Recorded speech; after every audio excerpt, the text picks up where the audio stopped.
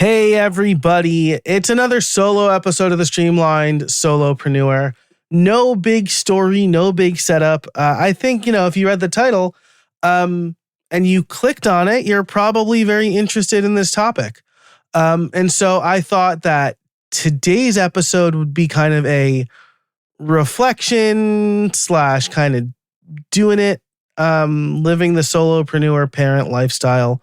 The mission of this episode is for busy solopreneur parents. That's who I want to be for. So I'm gonna kind of dive right into it. If there are show notes, they'll be at streamlined.fm/420. Of course, there will also be the opportunity to hear this episode ad-free. I'm not going to do an extended version of this because right around this, I'm also doing my month in review episode for what will be May. I just recorded, so you can get an idea of my recording schedule here. I just recorded April's month in review. And so those are, when I do solo shows like this, where I feel like I'm going to be talking for a long time, those bonus episodes are really where the value is for the extended conversation. So as this episode comes out, it is the last full week of school. And my wife and I have decided that we're not going to do summer camp, which means that we're both modifying our schedules. I thought it would be interesting to talk through that, how we made the decision, how we're adjusting, and how it affects me as a solopreneur. If you're a parent, you could be considering this as well. Or if you're a soon-to-be parent, it might be something that you're thinking about. So let's do it. Let's get into the intro and then the episode. Welcome to the Streamlined Solopreneur, a show for busy solopreneurs to help you improve your systems and processes so you can build a business while spending your time the way you want. I know you're busy, so let's get started. Okay, so first, let's go through the decision. We have done summer camp in the past where, to level set, if you don't know, if this is like your first episode, we have 3 small children. They are ages 7 to 2, down to 2. And we send our kids to Catholic school. My wife is a nurse, and so she has a flexible schedule. She works 3/12s, and I am fully self-employed as a solopreneur. And we've done summer camp in the past because up until this point, our 2 littles were in daycare, and they had to stay in daycare anyway. And so the additional cost for my daughter to go to summer camp part-time each week worked out to about the same as monthly tuition for school. And so while it was annoying that we weren't seeing any respite from tuition, right? Because tuition for school runs usually only 10 months. And so you get like 2 months without having to pay any tuition. That money, that otherwise money went to camp. Now with my son going into, he was in the school as well. So we were paying tuition for him as well, which means that we don't have daycare for him, which means that he'd be going to summer camp as well. And so we were looking into summer camp, and it would have cost us $3,000 all in for all childcare. So that's with my daughter being in daycare as well. My youngest being in daycare as well. And so really my 2 big ones going to summer camp would have cost $2,000 a month. And then my daughter being in daycare, $1,000 a month, $3,000 a month for June to August to be in summer camp part-time. Because they'd only be there the days that my wife works. So that's, I mean, if we're looking at end of May to August, we're looking at $9,000 maybe 10 grand, depending on how some things shook out, depending on weeks and certain days. Maybe a little less the week we're on vacation, because with the summer camp, you can pay like day to day in some cases. So the combined cost with daycare, because we do need to stay in daycare to keep to remain enrolled and keep our spot. If we had dropped out for the whole summer, we would have potentially lost our spot, which is frustrating. But I know a lot of teachers go to our daycare, and so it's maybe the brass. I should say this is nobody that I deal with, right? Because it's like a chain daycare, or at least there's like a number of daycares. So like I know the people that I talk directly to empathize and understand, but they're also not making those decisions. Either way, we're very happy with our daycare. So to remain enrolled, we do have to keep paying for daycare, at least some. And so that cost became nearly untenable, or at least like upsettingly expensive. That is, it's a lot of money that we could maybe put towards better use. And so luckily, my wife and I both have flexible schedules and supportive family. Like I can't discount that either. And so we decided to adjust our work schedules for the summer and save that money for experiences and maybe also tuition for school, since our tuition's going up for the school too. But I know it's a choice for us to send our kids to Catholic school. And so I'm not going to complain about that tuition,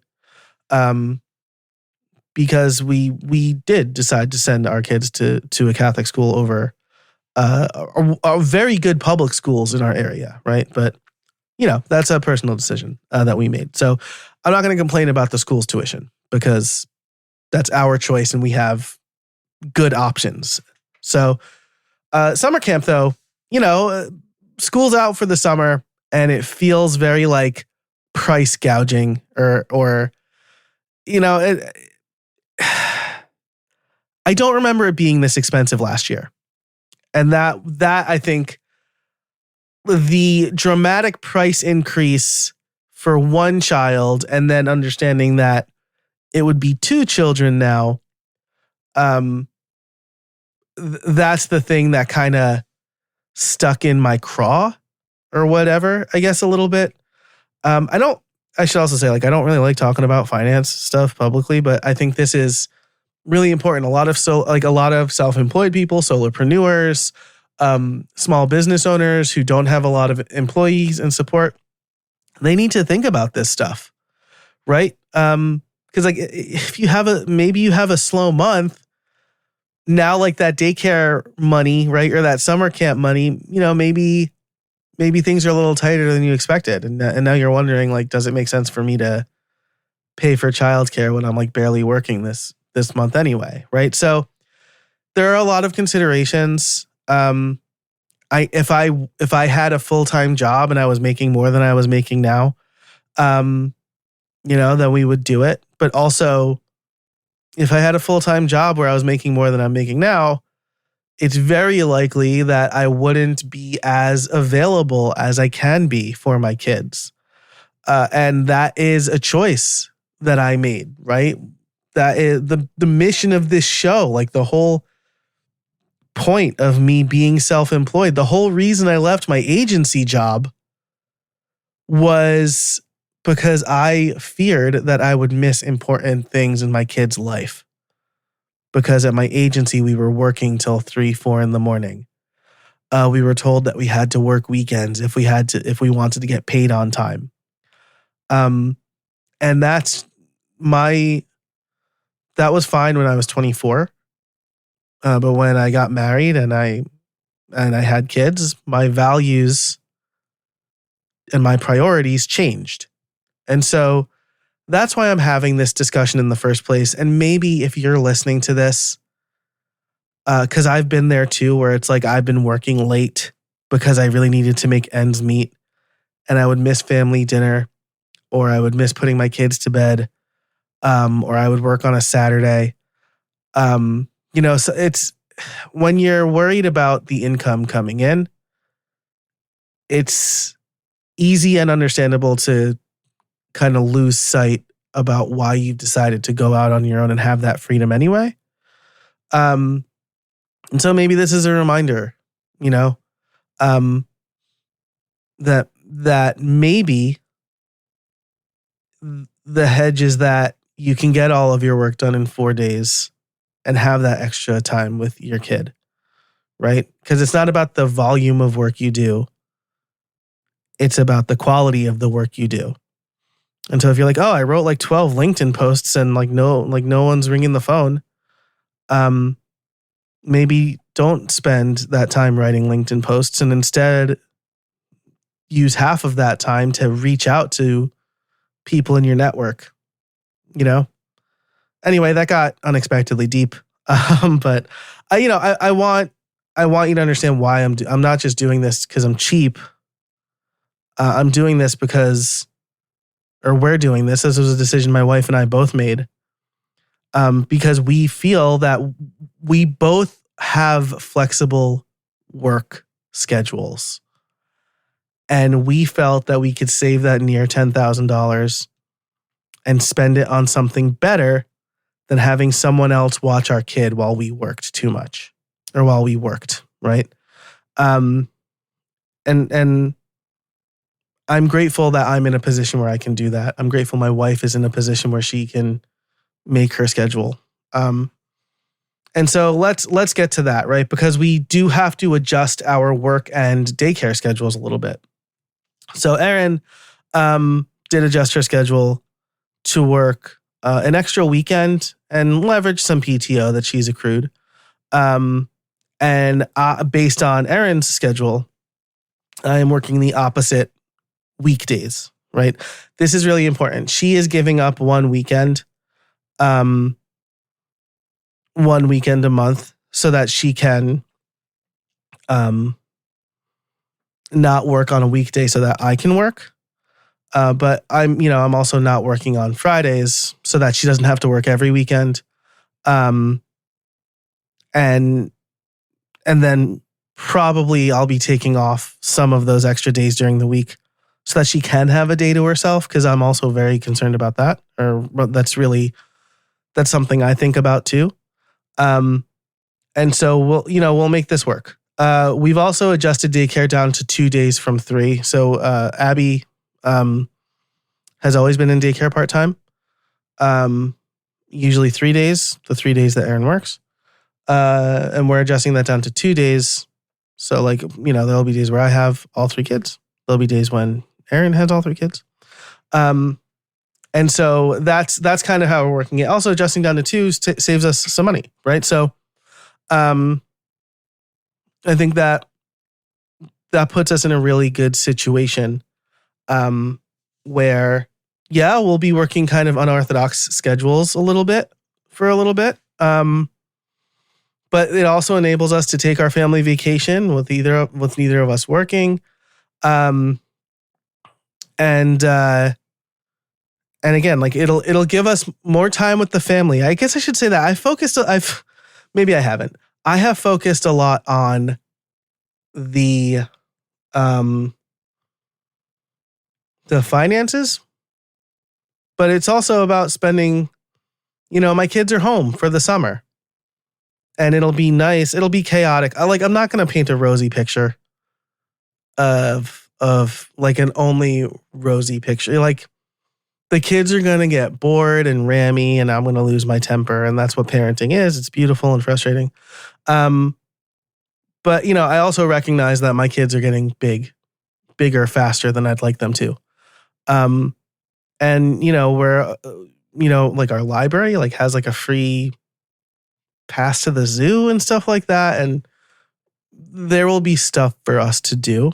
And it'll be fun to do that as a family. So I don't want to discount that part of it, right? It's the decision was financial, but also we get to spend more time with our kids,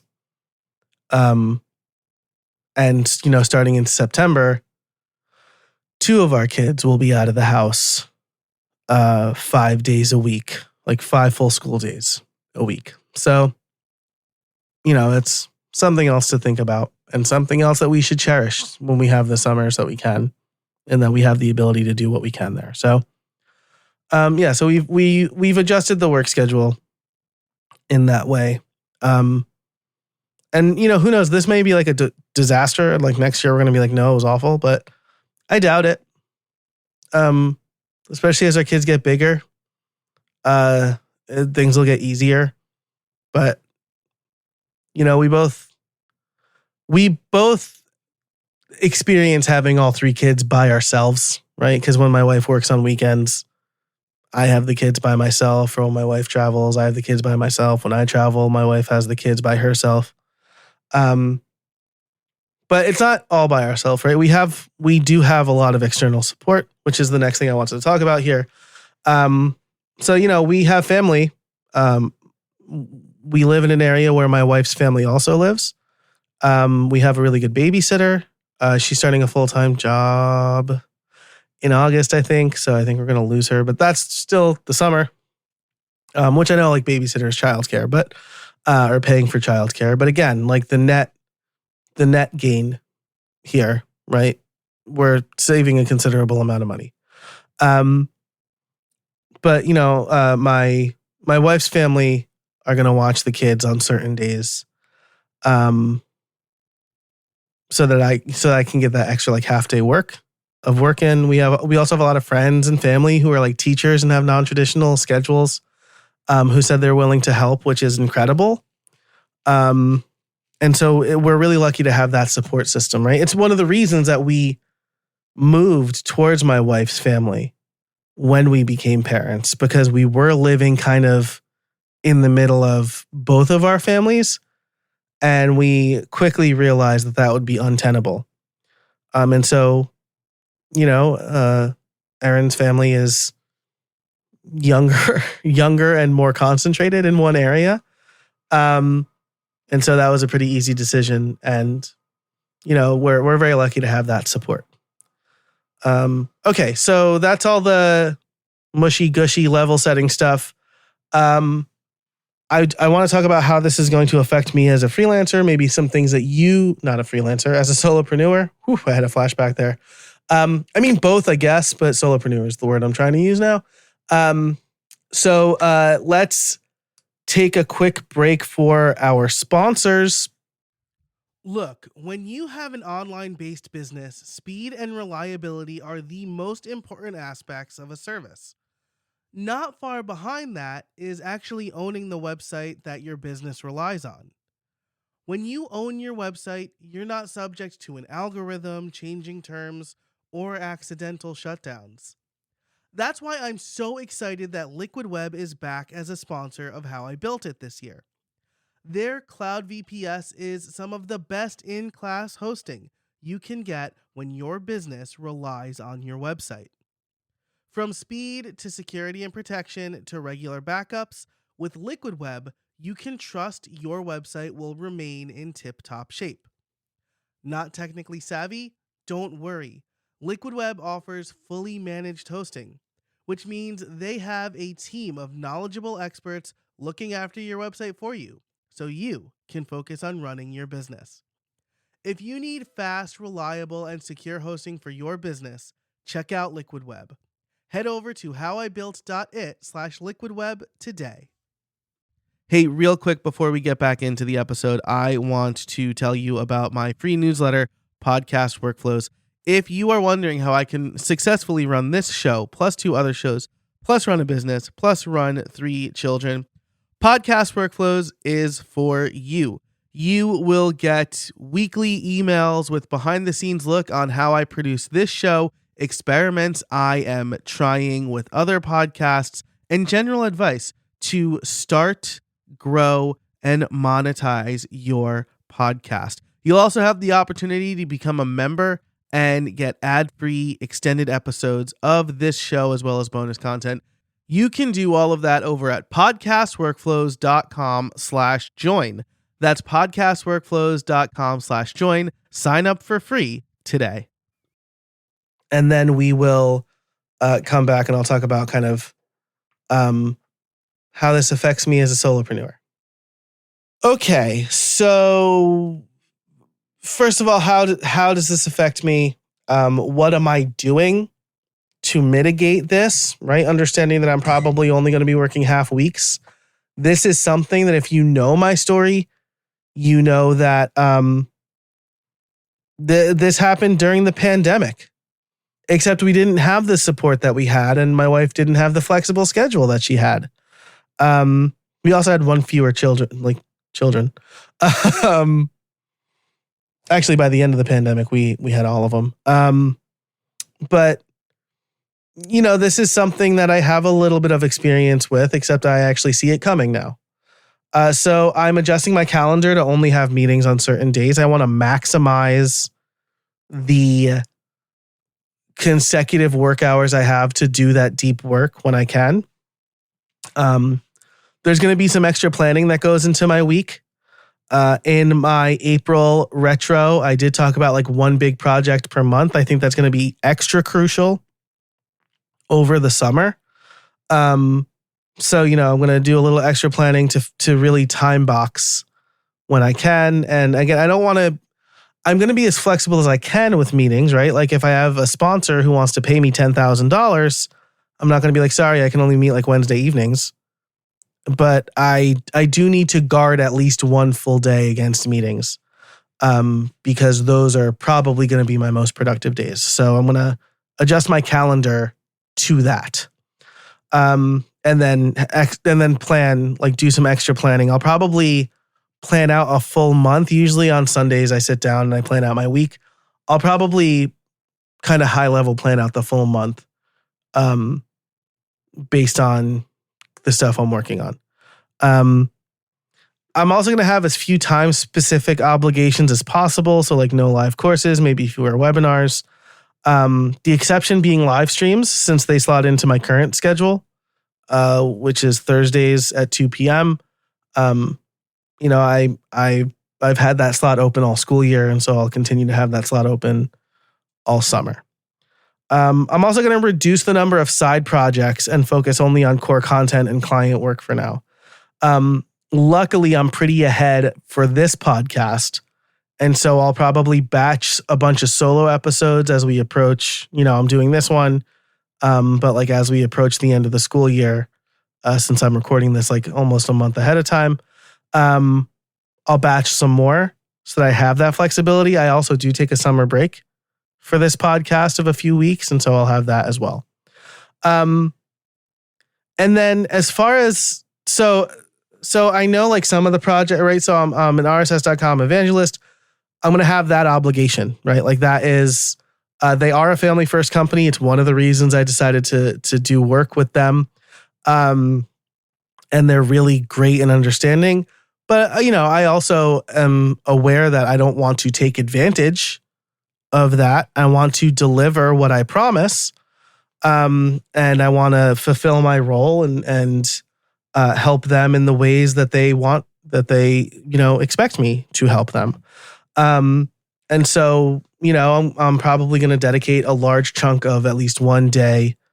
I'm probably going to like put all of I'll be responsive during the week, but all of my deep work, right? I'm probably going to like block that. Like one day is going to be a week is going to be RSS.com day. I have coaching clients and done for you clients. So, you know, that's going to be a block somewhere. And then I have content, right? And so the content, right? I'm probably going to batch a lot of content. And then the newsletter will be the thing I write, or like a couple of long form pieces, and then the live streams, right? And the live streams will be a really good kind of content flywheel where I do a live stream and then I can get a long form article out of it. And so I'm not like constantly spinning my wheels. And so I think that'll be really good as well. And also my live streams are, they're very podcast production focused. So they might not all have a place here, but they'll have a place most likely over on the Podcast Workflows podcast feed. And some of them may have a place here. So, double dipping and repurposing when I can, because, I'm going to need to really streamline my processes and make them really effective. And then the last thing, right, I need to understand that this is all temporary, right? It's going to be June to August. Like I said, I'm a dad of small kids, and 2 of them will be out of the house or sleeping more than they'll be awake in the house with me next year, right? Which is like a really upsetting way to put it. But if they get to school at 7:30 or they leave for school at 7:30 or whatever, they leave for school early in the morning, or I drop them off early in the morning, and then they get picked up at the end of school, right? And then it's going to be like snack, homework, dinner, bedtime for 5 days a week. And so that's, I want to remind myself that it's going to be chaotic and there's going to be days where I'm at my wit's end. But also my wife and I are giving us this extra time to spend with our kids at this young age, at a time where we are just increasingly losing time with them.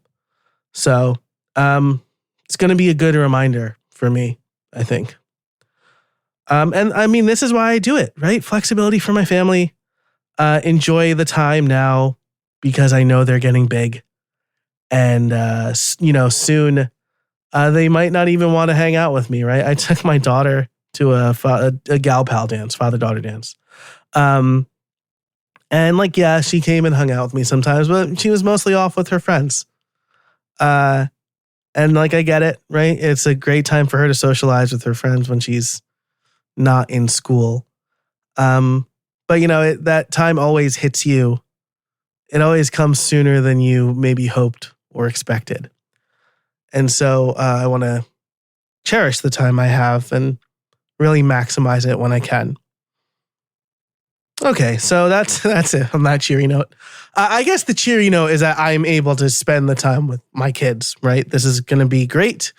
And I know it's going to be frustrating, but it's going to be great. But so that's the happy part. I have built a job for myself. And maybe if you're listening to this, you have too, that allows you to spend your time the way that you want. And so it's going to take some work, but it's worth that work because I know that the alternative would be not being able to go to the gal pal dance because I had to work late because we had a big project, or not being able to go take my kids to gymnastics or baseball or see their school play, right? Because I would have to, if things had kept up at the agency that I used to work for, then I would definitely, I've had to cancel date nights. I was supposed to see comedians, and I had to cancel those things. And I think it would devastate me to have to do that to my kids. So I am completely utilizing this space that I've created. And I hope you are too. That's why I'm doing this episode. I hope you enjoyed it. If you do, let me know. If you have feedback, right? If I got too gushy or whatever, let me know. If you're I don't want to hear that, right? I just want to hear workflow stuff. Let me know. You can go to streamlined.fm/feedback. That's streamlined.fm/feedback. If you're really into this and you want to hear more of it, you can become a member of Streamlined Solopreneur Accelerated over at streamlined.fm/join. But that's it for this episode. Thank you for listening, for allowing me to wax poetic a little bit. Thanks to our sponsors. And until next time, I'll see you out there.